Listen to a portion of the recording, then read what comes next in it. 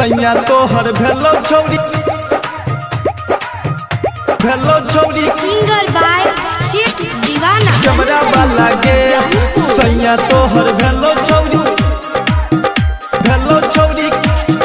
हे दे खिचले छलो फोटो तोहर भेलो हाला गे खिचले छलो फोटो तोहर भेलो हाला गे सैया तोहर भेलो छौरी कैमरा वाला गे सैया तोहर भेलो छौरी कैमरा वाला गे जिला दरभंगा का दबारा वाला गे जिला दरभंगा का दबारा वाला गे सैया तोहर भेलो छौरी कैमरा वाला गे सैया तोहर भेलो छौरी कैमरा वाला गे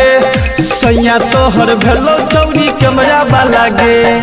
सैया तोहर भेलो छौरी सिंगर बाय सेठ दीवाना भेलो छौरी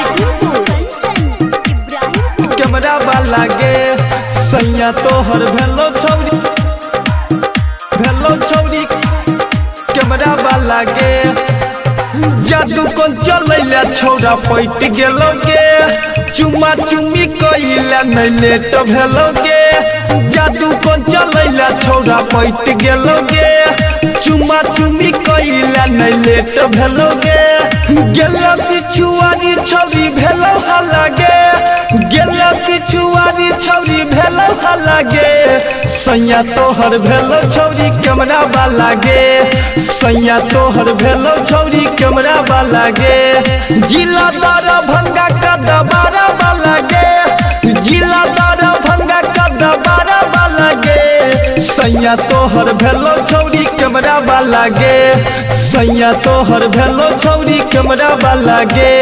सैया तोहर भेलो छौरी कैमरा वाला गे तोहर भेलो छौरी सिंगर बाय सेठ दीवाना भेलो छौरी कैमरा वाला गे सैया तोहर भेलो छौरी कैमरा वाला गे देखते गे छौरा के गेला उमताई मौका के फायदा गेल को उठाई देखते गे छौरा के गेला उमताई मौका के फायदा गेल को उठाई सेठ सुदिल तोहर तत्ता लगे सेठ सुदिल तोहर तत्ता लगे सैया तोहर भेलो छौरी कैमरा वाला गे सैया तोहर भेलो छौरी कैमरा वाला गे जिला दरभंगा का दबारा वाला गे